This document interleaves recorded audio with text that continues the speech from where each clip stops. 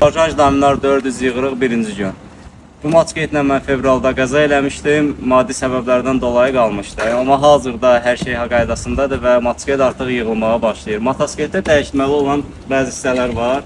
Ön bilka travers, rolun bağlananı, qabaq apornu və söküldükdən sonra baxılacaq. Əlavə nə dəyişilməlisə bütün detallar dəyişiləcək və bu detallar dəyişildikcə kadra alınacaq, sizlərlə paylaşılacaq.